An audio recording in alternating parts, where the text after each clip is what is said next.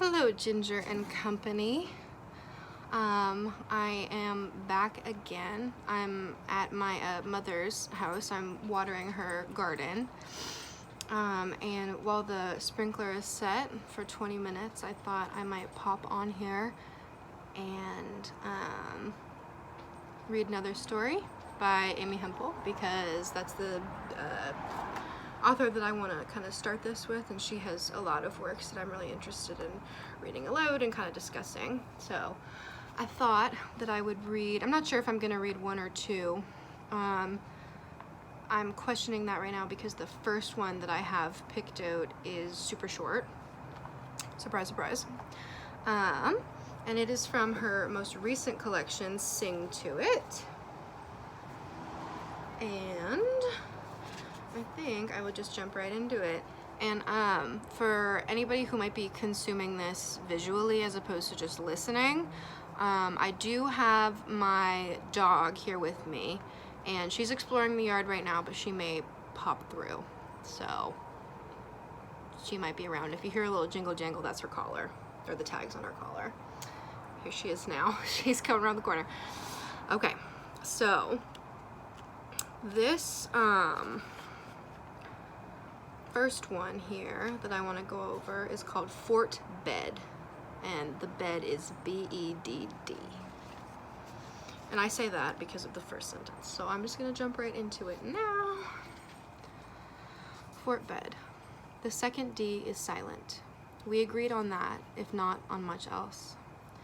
In a darkened apartment on the west side of the park, when things went wrong, I thought about trees. I wanted lilacs and chestnuts, an onward pear, dogwood and silver maple, a copper beech so old that the bench built around it is splintered and gray.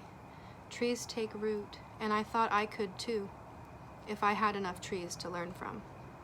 You'll tell me, he said, if I start to talk crazy.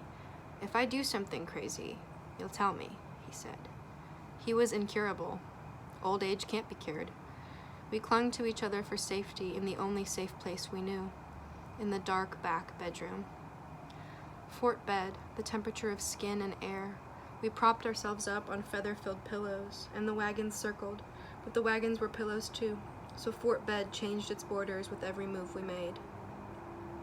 The dark apartment wrestled in the dark, and it was dark in the day as well. There would have been light if the curtains were opened, but they were his curtains to open, and he chose to keep them closed. Sometimes we had kicked off the pillows, and he was asleep.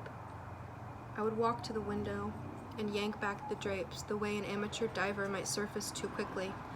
Bubbles in the blood, pain in the joints, then the hyperbaric chamber of Fort Bed. If we are going to get through this, I would need trees.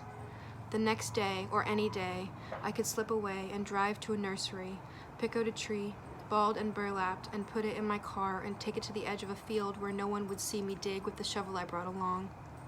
I could visit the tree I planted, bring water if it needed water. If there was dogwood blight that season, I could plant pendulum spruce instead. Plant, windbreak, woods, a forest, a glen.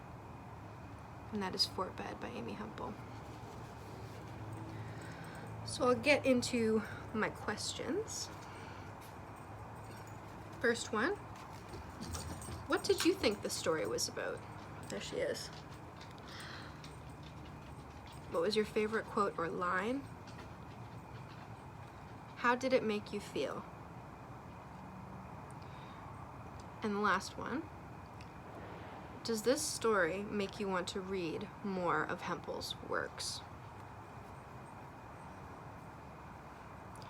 So those are the questions that I have for this one. I didn't want to go ham on the questions because for me, I really fancy this story, but I do feel like for as far as my interpretation goes, it has like a clear enough meaning. But I would also be super interested to hear if anybody else thinks, you know, a certain meaning, like an exact meaning, like popped out at them, or if you feel like there's more room for like interpretation, or if you thought something different. So my answers. So how did this make me feel?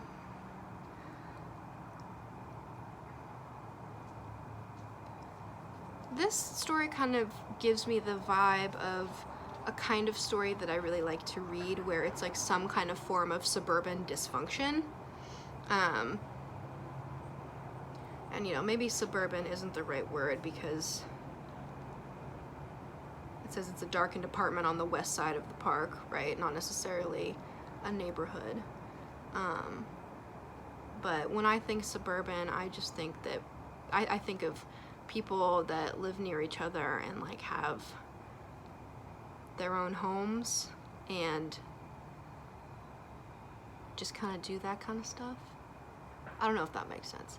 But as far as suburban dysfunction, my kind of take on that is that it's just this couple and they're in their home, and the male character is getting old, and the female character, the female counterpart, is starting to get a little bit nervous about the state of affairs as far as it goes with her lover. So there's that. My favorite quote or line, mine was, "If we were going to get through this, I would need trees." I love that, because I think that it speaks to the fact that she's, the character, the female one, she's starting to feel kind of unmoored, because she knows that her partner or her lover, whomever, I'll say partner just because he's starting to get old, and he's even talking about like asking her to kind of put him in check if he starts to talk crazy. And so I'm thinking that, you know, if not just discussing how old age can make the mind less sharp, potential for, you know, a disease that comes on in, comes with age for certain individuals, such as dementia, Alzheimer's, something such as that, or just the mind getting less sharp because someone is aging and they're getting to that point in their life. And yeah, I really like this story. She just packs a lot of into super short spaces. And yeah, and I mean, I think we know my answer, but this story, it's interesting. I find it different than a lot of stories that she writes, because when she writes about like romantic or just relationships that are of a romantic or sexual nature, more often than not she's speaking about the failures, or she's writing about the failures that are present in those kind of relationships. She writes about failed marriages, failed unions, stuff like that. But this one, the failure is not so much in, you know, the way the people in the relationship get along. It's more about a failure that is uncontrollable or incurable, as she said. He was incurable. Old age can't be cured. So I just think that it's very interesting that she wrote about that kind of failure. And I say failure loosely because that's just the word I'm going with, because that's how she structures a lot of her stories that talk about relationships of a romantic or sexual nature, as I said. So that is that on that. I think that is the one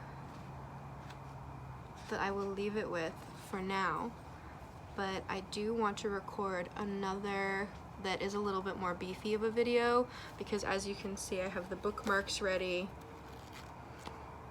and I want to come up with some other more hard-hitting questions for the very loose, once again, literary analysis, just kind of like touch base section of this project. So I hope that you liked the story, and I will actually maybe try to figure out how to put the questions in the description, if that might be something that helps people. I know I promised that last time, but I couldn't figure out how to do it because I'm inept with technology, so we'll see if that pans out. But But either way, if you're interested in leaving feedback, I'd love to hear it. If you're not, I hope you enjoyed. So yeah, I'll see you again super soon. Love you, Ginge, and anybody else who has tuned in. Thank you so much. All right, bye-bye.